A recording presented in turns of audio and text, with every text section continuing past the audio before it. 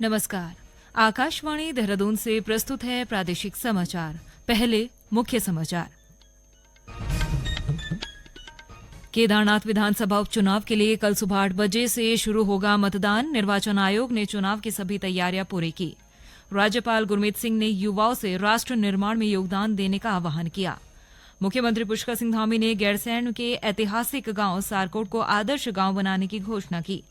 देश के विभिन्न राज्यों के युवाओं के लिए पिथौरागढ़ जिले में प्रादेशिक सेना भर्ती रैली का आयोजन किया जा रहा है और रुद्रप्रयाग जिले में स्थित द्वितीय केदार भगवान मद्महेश्वर के कपाट कल शीतकाल के लिए बंद कर दिए जाएंगे।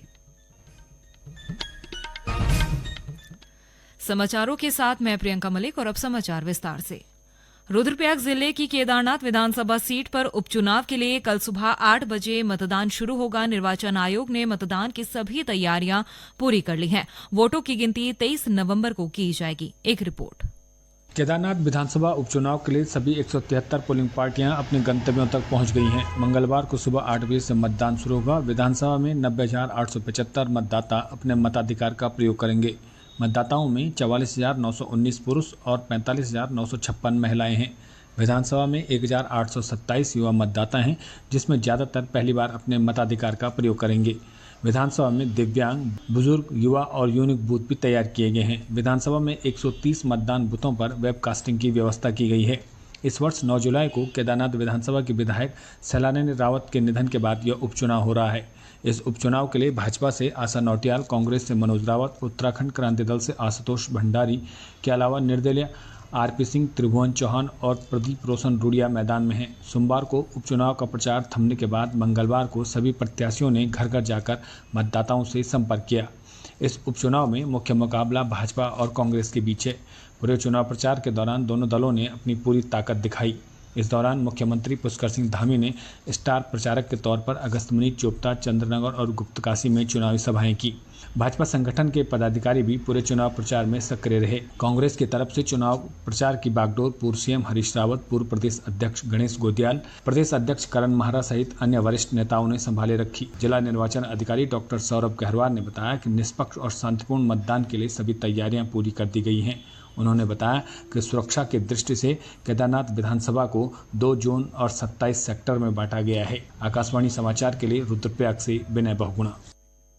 राज्यपाल गुरमीत सिंह ने युवाओं से राष्ट्र निर्माण में योगदान देने का आह्वान किया है। ऋषिकेश में श्रीदेव सुमन उत्तराखंड विश्वविद्यालय के दीक्षांत समारोह को संबोधित करते हुए राज्यपाल ने विद्यार्थियों को सफलता और विकास के लिए 5 संकल्प लेने का आह्वान किया। राज्यपाल ने कहा कि हमेशा बड़े सपने और ऊंचे लक्ष्य निर्धारित करें। दूसरे संकल्प में राज्यपाल ने विद्यार्थियों से दृढ़ इच्छा शक्ति, आत्मनियंत्रण और अनुशासन का सदैव अपनाने को कहा है। राज्यपाल ने तीसरे संकल्प के रूप में विद्यार्थियों से कहा कि किसी भी लक्ष्य प्राप्त करने या सफलता को पाने के लिए अतिरिक्त परिश्रम करें।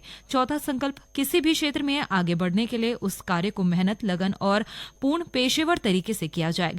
और 5वें संकल्प के रूप में विद्यार्थियों से कहा गया कि वो संचार कौशल को बेहतर बनाने का निरंतर प्रयास करें। राज्यपाल ने विद्यार्थियों से कहा कि वर्तमान युग में डिजिटल तकनीक, आर्टिफिशियल इंटेलिजेंस और साइबर सुरक्षा का महत्व तेजी से बढ़ रहा है। उन्होंने इन क्षेत्रों में कौशल विकसित करने और खुद को हमेशा अद्यतन रखने की आवश्यकता पर जोर दिया। उन्होंने कहा कि नई तकनीकों को अपनाकर हम सफलता की नई ऊंचाइयों को छू सकते हैं। समारोह में 21,230 स्नातकोत्तर विद्यार्थियों को उपाधि और 81 विद्यार्थियों को स्वर्ण पदक प्रदान किए गए। मुख्यमंत्री पुष्कर सिंह धामी ने गैरसैंण के ऐतिहासिक गांव सारकोट को आदर्श गांव बनाने और भराड़ीसैंण सारकोट सड़क का नाम शहीद वासुदेव सिंह के नाम पर करने की घोषणा की। भराड़ीसैंण दौरे पर श्री धामी ने कहा कि महिला मंगल दल और स्वयं सहायता समूह को स्थानीय उत्पादों की पैकेजिंग के लिए मशीनें उपलब्ध कराई जाएंगी। स्थानीय लोगों को संबोधित करते हुए मुख्यमंत्री पुष्कर सिंह धामी ने कहा कि राज्य सरकार के विकास और संरक्षण के लिए जल्द भू कानून लाने की काम कर रहा है, जिससे राज्यवासियों को उनके अधिकारों को संरक्षण किया जा सकेगा। ये समाचार आकाशवाणी के देहरादून केंद्र से प्रसारित किए जा रहे हैं। पिथौरागढ़ जिले में प्रादेशिक सेना भर्ती रैली चल रही है, जिसमें देश के विभिन्न राज्यों के युवा हिस्सा ले रहे हैं। आज पिथौरागढ़ में पत्रकारों को संबोधित करते हुए एक अधिकारी ने बताया कि सेना द्वारा उत्तर प्रदेश के उम्मीदवारों के लिए 26 नवंबर से 1 दिसंबर 2024 तक बिहार के दानापुर में भी भर्ती रैली का आयोजन किया जाएगा। उत्तर प्रदेश के जो उम्मीदवार पिथौरागढ़ की भर्ती में किसी कारण से नहीं पहुंच पा रहे हैं, वो दानापुर में होने वाली भर्ती में भी हिस्सा ले सकते हैं। दानापुर की जो भर्ती कैंसिल हुई थी उसको फिर से ओपन करवाया गया 26 नवंबर से 1 दिसंबर तक के लिए। इसमें हमारी टेरिटोरियल आर्मी के ब्रिगेडियर साहब से बात हुई है और उसके संबंध में आदेश भी जारी हो चुका है उनका। जो बच्चे यहाँ पिथौरागढ़ आ चुके हैं उनकी भर्ती जो है कल और परसों होगी।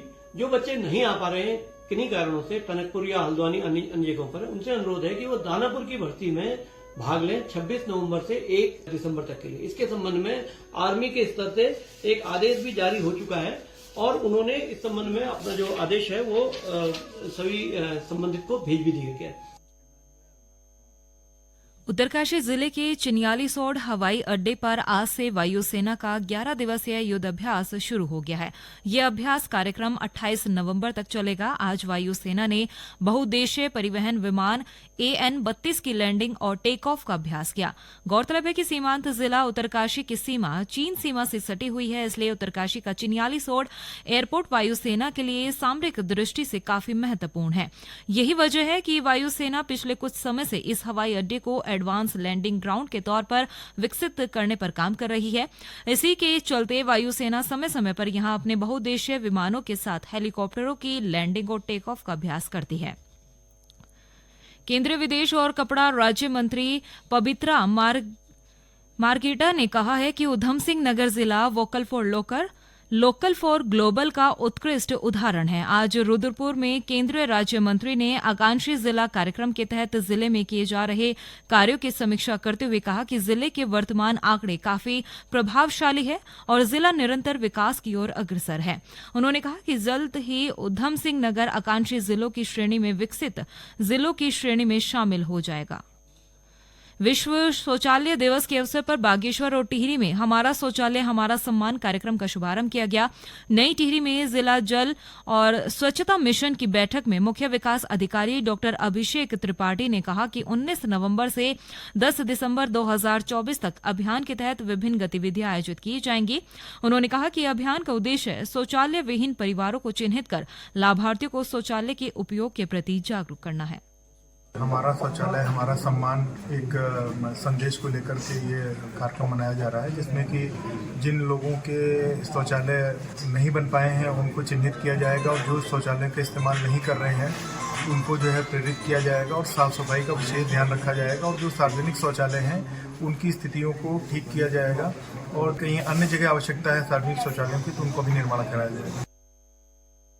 विकासखंड नरेंद्र नगर के अंतर्गत ग्राम पंचायत ताछला की प्रधान मंजू कोठियाल ने बताया कि उनकी ग्राम पंचायत को स्वच्छता के तहत ODF और व्यक्तिगत शौचालय के लिए प्रमाण पत्र देकर सम्मानित किया गया है। मेरा नाम श्रीमती मंजू कोठियाल है। मेरी ग्राम पंचायत का नाम ताछला है। मैं विकासखंड नरेंद्र नगर से जिला टिहरी गढ़वाल। आज 19 तारीख को जो है स्वच्छता अभियान के तहत मेरी ग्राम पंचायत को चयनित किए गए। उसमें मुझे ODN प्लस और स्वच्छता अभियान सार्वजनिक शौचालय और व्यक्तिगत शौचालय के लिए मुझे सम्मानित किया गया है। रुद्रप्रयाग जिले में स्थित द्वितीय केदार भगवान मद्महेश्वर के कपाट कल विधि विधान के साथ शीतकाल के लिए बंद कर दिए जाएंगे। श्री बद्रीनाथ केदारनाथ मंदिर समिति व हक हकूकधारियों ने कपाट बंद करने की सभी तैयारियां पूरी कर ली है। इस साल अब तक 17,000 से अधिक श्रद्धालु मद्महेश्वर धाम के दर्शन कर चुके हैं। ग्राम पंचायत गोंडार के ग्राम प्रधान वीर सिंह पवार ने बताया कि यात्रा में श्रद्धालुओं की संख्या बढ़ने से स्थानीय स्तर पर आजीविका को भी बल मिला है। उत्तराखंड और उत्तर प्रदेश मातृशक्ति के अधिकारों की रक्षा के लिए एक साथ मिलकर काम करेंगे। उत्तराखंड राज्य महिला आयोग की अध्यक्ष कुसुम कंडवाल और उत्तर प्रदेश राज्य महिला आयोग की अध्यक्ष बबीता सिंह ने देहरादून में मुलाकात के दौरान ये फैसला लिया। इस दौरान दोनों राज्यों के महिला आयोग के अध्यक्षों ने मातृशक्ति के हित में किए जा रहे कार्यों पर चर्चा की और महिला सशक्तिकरण के लिए एक दूसरे के साथ विचारों का आदान प्रदान किया। और अंत में मुख्य समाचार एक बार फिर। केदारनाथ विधानसभा उपचुनाव के लिए कल सुबह 8 बजे से शुरू होगा मतदान। निर्वाचन आयोग ने चुनाव की सभी तैयारियां पूरी की। राज्यपाल गुरमीत सिंह ने युवाओं से राष्ट्र निर्माण में योगदान देने का आह्वान किया। मुख्यमंत्री पुष्कर सिंह धामी ने गैरसैंण के ऐतिहासिक गांव सारकोट को आदर्श गांव बनाने की घोषणा की। देश के विभिन्न राज्यों के युवाओं के लिए पिथौरागढ़ जिले में प्रादेशिक सेना भर्ती रैली का आयोजन किया जा रहा है और रुद्रप्रयाग जिले में स्थित द्वितीय केदार भगवान मद्महेश्वर के कपाट कल शीतकाल के लिए बंद कर दिए जाएंगे। इसके साथ ही प्रादेशिक समाचारों का बुलेटिन समाप्त हुआ। नमस्कार।